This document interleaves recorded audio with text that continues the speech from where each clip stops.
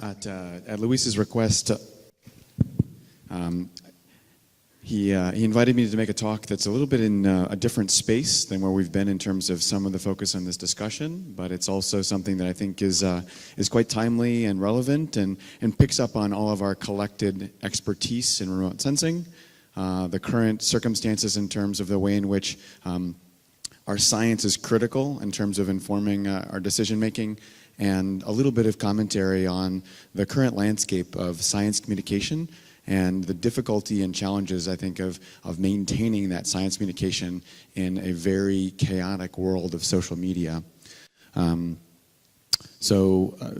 of you, I'm sure, have been following the news in Brazil this year and across the Amazon in terms of recent increases in fire activity and the broad-scale consequences of those fires. Today, I'd like to just focus a little bit more on how well we are able to characterize the dynamics and distribution of deforestation and fires, how well and how quickly we can do that work, and then consequently how well we can communicate that. So I'm going to take you back in time just a little bit. This is an image from the VIRS sensor from August 10th, which was a coordinated day of burning in the central Brazilian Amazon. This is the region around Novo Progresso in the southern part of the state of Pará. And quickly, as soon as these fires were started and synchronized, smoke from these fires began to spread much further afield.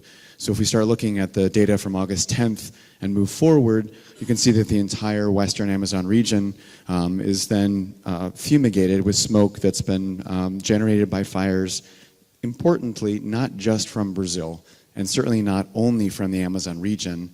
At this time of year, the ITCZ is shifted further north, and the wind patterns essentially allow smoke to pool in this western part of the Amazon region. As you'll see here, those of us that think about both fire and earth system science, where you have smoke, you don't have clouds, because you essentially have too many smoke particles for clouds to form. And as a result, there's actually a positive feedback in areas with a lot of burning. Where you don't get rainfall or clouds to form, you actually allow fires to maintain their energy and continue to maintain dry season conditions. This is another way to look at the same data. This is atmospheric carbon monoxide, which is a tracer for fire activity. We use this in terms of trying to understand the total fire emissions. This is a sequence of data from the AIRS sensor, which flies on the Aqua platform and the A-Train for NASA. You see this pooling, and then you see the flushing of carbon monoxide along with particulate matter down south over the region of São Paulo. So when fires start in the Amazon, they don't stay in the Amazon. And so this is what São Paulo looked like about a week later. This is midday in São Paulo, and it looks like about 7 p.m. So when smoke from these fires, which has happened before, but hasn't happened recently, fumigates a city of 20 million people, people stand up and take notice. I think it's really important that this was actually one aspect of this story, but not the only aspect. Air quality in the western Amazon, like this region in Acre, was the worst any of small sensor technology, and the way in which I think, not just the way in which we've seen in this conference, access to technology, the use of a wide range of both inexpensive and then more sophisticated equipment has democratized the creation of data. These little purple air sensors sit on the ground, make measurements constantly of particulate matter, and so for about a month, this is just data from yesterday. These data are all online. This is sort of a distributed network of sensors, and our colleague Foster Brown in Acre has distributed these across the major cities in the region. Air quality values based on particulate matter were more than 20 times the allowable limit for particulate matter in the United States set by our Environmental Protection Agency. So yes, people in São Paulo had a day of smoke and bad air quality, and it certainly raised international attention. People living in the Amazon were suffering through this for the entire dry season. At NASA, we're interested not only in the local source region and characteristics of these fires and the distribution of their smoke. In this visualization, you can see fires in red, smoke in green, dust in brown, sea salt in blue, and sulfate aerosols in white. We are fundamentally interested in the contributions from changes in fire activity and the way in which that is actually distributed worldwide. So we're focused on the way in which long-distance transport is impacting air quality downwind. We're interested in the way in which that smoke is distributed as far south as Antarctica or as far north as the Greenland ice sheet, changing albedo and melt rates. We're interested in the way in which we're trying to measure fire activity and column concentrations of other gases in other places, especially across southern hemisphere of Africa. And you're measuring the signal from the Amazon aloft and the signal from the African fires down below. This is such an amazing visualization. I probably don't even have to say anything. I could just stand here for a few minutes. All of these visualizations are online, and this is actually in great thanks to the Science Visualization Studio that we have at the Goddard Space Flight Center, which is able to create some fantastic visualizations based on real data. One of the things I wanted to focus on here is why, as this came to the press attention, why was remote sensing at the heart of the story, both politically and scientifically, and how does this play out as we try to think about our critical role as scientific experts in communicating this information? So first, just to talk about the fact that 21st century deforestation in the Brazilian Amazon is different than you might be imagining in your mind. This is not a small family with a bunch of axes and chainsaws trying to scrap a living. Most often, this is large-scale, well-capitalized people who are clearing with tractors, not with chainsaws, thousands of hectares at a time. And so when you take 1,000 hectares and you let it dry for 2 months in the dry season and you light it, you have an enormous bonfire, which is impossible to control, which generates an enormous amount of energy, as visible from space, and sends smoke far downwind. Where this all started was with the operational algorithms that have been using freely available satellite data from NASA and from others to generate real-time determinations of new deforestation. This has really been pioneered by our colleagues at INPE. And I don't know that John Ometo is here anymore, but I was involved in the beginning in the development of the INPE program, and it has been an incredible success story about the use and access and transparency that comes from open access to science data. It's also powerful, not only because it's an official Brazilian product, but because it's replicated by our science colleagues, those working with Matt Hansen at the University of Maryland, our science colleagues like Carlos Souza at Amazon, and the contributions they've made. And so you have this really robust, open access and transparent set of solutions that all point in the same direction. This year, deforestation increased. And because we know about this process, this is a three-step process, we knew what was coming next. With an increase in deforestation comes the need for an increase in fire activity. And ultimately, we'll be able to use the same suite of satellite data to be able to characterize those areas that were converted from forests into croplands, forest into pastures, forest into forests again for agroforestry or other purposes. This is where the controversy started. If you missed it, in controversy over the increasing reported by INPE, the head, Ricardo Galvão, was fired from INPE, and that set off an international backlash about the potential that our science community was being unfairly criticized for doing their jobs. Transparent, objective, hardworking civil servants identifying deforestation and communicating that information. And so I, along with many of our colleagues, tried to rush in and make sure that as this story broke and was being told, that we were supporting the very hard work and good work that's being done at INPE and elsewhere. I want to focus a little bit today on the fires, and that's going to actually get me back to LiDAR by the end. Just be patient for another minute or two. And that is to say that we're currently using fires in the same way we've been using deforestation information, as a real-time indicator for where, when, and why fires are burning, whether we're looking at wildfires in northwestern Spain, whether we're thinking about fires in the Brazilian Cerrado, or looking across regions of the Amazon. My message today is a little bit the fact that we're not using all the information at our fingertips to tell the story in the most compelling way possible. And so that's what I'm currently working on in terms of trying to make this as transparent and as powerful as we can be in using real-time fire data. So first, we're using data now not only from the MODIS sensors, we're using data from the VIIRS sensors, which first launched in 2012 and have much greater sensitivity to smaller fires and have much closer to near daily coverage. We still don't see every fire. We certainly don't see every fire in important ways across the Amazon, as I'll share at the end. But where we can see fires in a year like 2019, and this is through the middle of August, points to the locations of critical increases in fire activity. Those areas in red follow the major highways that crisscross the Amazon region. So where matters, right? We can go further, of course, we can combine this with land cover information. In Brazil, we can actually combine that with information about the location and types of private properties. So this is some work done by our colleagues at IPAN, Ani Alankar, looking at the distribution of fires in an average year in the gray bars for the last 9 years before this year, in indigenous territories, conservation units, protected areas, rural settlements, private properties, public forests without a determined ownership and land use in other regions.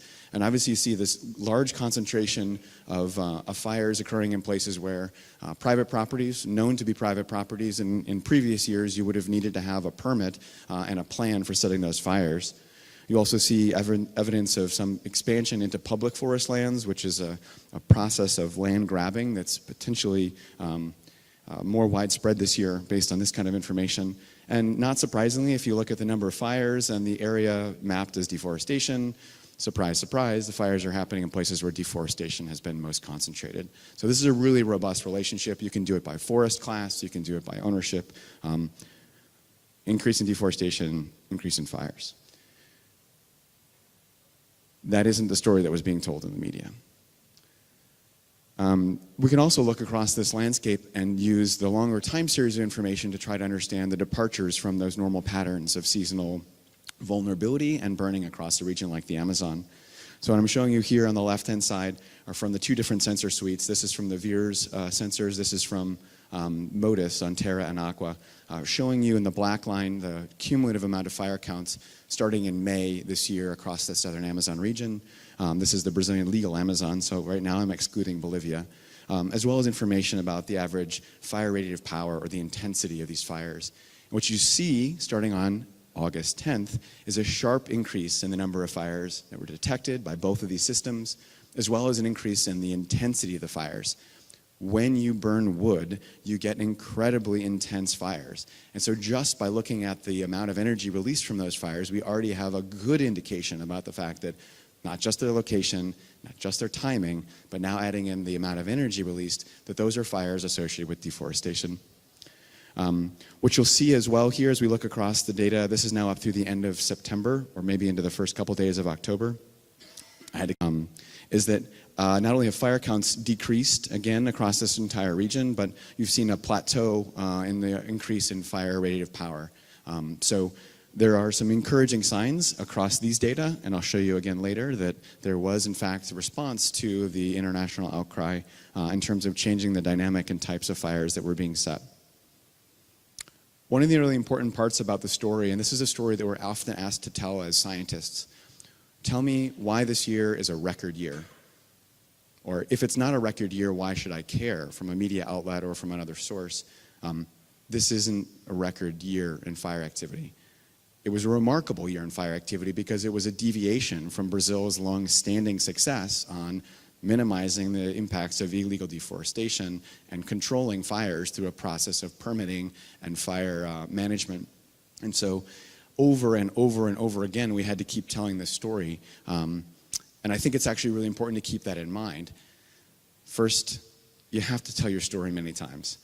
Second, it has to be the same story every time. And third, you have to try to find your way then to get in as much science and information justification as possible, because there's learning along the way. But here's the other graphic that got not only NASA in trouble, but also was used to tell just about any story you'd like to tell. Because as we go back to the beginning of the MODIS time record, which is 2003, you can see that 2019 in the middle there, at no point during the fire season was exceeding the record level of total fire activity or the intensity of those fires. And so what I've suggested up here is that I think it's really critical as a community that we're both transparent and honest about the choice of our baseline, and that we recognize that other people have other baselines. So in Brazil, it's all about this year, new administration versus last year, different administration. As a scientist, I can tell you that that's actually not a very fair comparison. Climate circumstances are different this year. Economic circumstances are radically different this year. I showed you examples before that started in 2012. Why? Because that's the start of my satellite data record, but that's entirely arbitrary. It's the best I can do, and we're often pressed to have a time series that's quite this long or this rich, but 2003 is equally arbitrary. It just also happens to pick up on the highest year of deforestation ever recorded in the Brazilian Amazon. And so, do we have a record year? No, we have a very clear indication of the fact that this year isn't a year where we expect to see 25,000 square kilometers of deforestation in the Brazilian Amazon. In my opinion, I don't think we have to get here before we start talking about whether we're on the right path. There's one more piece of this puzzle I guess I'd like to share. So this is just a division of the fire counts by different cover types. So this is forest and non-forest, essentially. And you can also look to see whether there's a stronger influence of climate this year than in other years, which might have synchronized fire risk across both cerrado and forested areas. And we've seen that in previous drought years. And the answer is no. You see this large uptick in fires in forests at a time when fires in savannas are not elevated.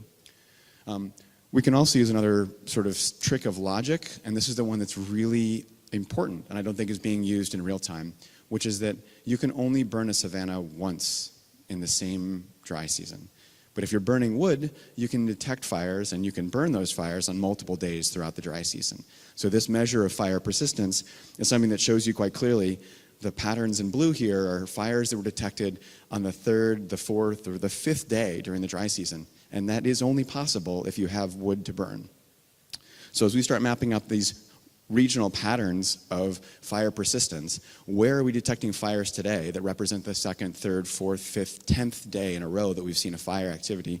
You can even see from the back, the red dots appear in areas with active deforestation, and they appear in an area of understory forest fires, which I'll get to next. But essentially, these are real-time indicators of deforestation fires in a pattern that is logical and therefore can be explained. And we're not using information in that level in the way that we could be. The story that didn't get told this year was the story of enormous forest fires burning along the Bolivian Amazon. While there was a lot of political tension and pressure, some of it self-inflicted in terms of Brazil's response to the circumstances in burning in the Amazon, what we missed was the fact that there's more than 10,000 square kilometers of Amazon forest that burned in Bolivia. And as Michael showed earlier, these are the kinds of fires that nobody wants. They're a lose-lose situation. So this is the kind of pattern we see from the day-to-day variability in burning happened, in this case, in a part of Brazil, where the individual rings and bands that you can see represent the daily progression of fires. This is a fire that burned for more than 3 weeks. The fires in Bolivia burned for more than 60 days. And once they grow that large and that damaging, they're almost impossible to put out. And the fact that they're out today is really just because it started raining. So just to remind you again, this is one of the areas where we really tried to focus our attention with LiDAR data, because these patterns are large enough that they'd be difficult to capture with field data. And they essentially represent the fact that daytime fires are more intense, they kill more trees, and result in a larger reduction in above-ground carbon stocks and above-ground live trees. And so what you see here in the background is a similar NDVI image from Landsat data, LiDAR transects from our Paisagens Sustentáveis database across the top of those that are 200 meters wide and 5 kilometers long. And what you'll see is, of course, that those areas of higher fire severity are darker in the Landsat image and have lower above-ground carbon stocks afterwards. And not just lower by a little bit. Why are we focusing on the potential use of LiDAR data to capture the magnitude and importance of forest degradation? It's because with a single fire, you're losing on average about 50% of the above-ground carbon stocks. And in those bands where the fires were most intense, you're losing 2/3 of above-ground carbon stocks in a single fire. And that the recovery of that carbon is very slow. So unlike areas that are logged, where you might see a recuperation of up to 82% of the original carbon stocks after a 15-year time period, our estimates of the recovery time rates on these fires are much slower. Deeper loss, slower recovery, and greater likelihood that they'll burn again. Just to give you guys the LiDAR view on what that looks like, imagine we started with an intact forest canopy. In this case, this is a region that's about 28 meters tall, based on João Neto and the INPE group's data that would suggest that this is one of the regions that's on the lower end of height distributions across the Amazon. After a single fire, you're losing about 50% of the canopy trees. And after 5 fires, you're down to 1 or 2 original canopy trees per hectare. So it's like the inverse of selective logging. Not removing 1 or 2 trees per hectare, but remaining 1 or 2 trees per hectare, and that's why it's so devastating. If there's a silver lining or a positive outcome for this particular circumstance, it might be in this new version of this bio-socio-carbon climate feedback, where we had elevated deforestation, which increased fire detections and led to the reporting, not just in Brazil, but across the world, of increasing deforestation and fire activity by INPE. That was confirmed and supported by scientific evidence that generated international news coverage, and importantly, it generated a public outcry and backlash.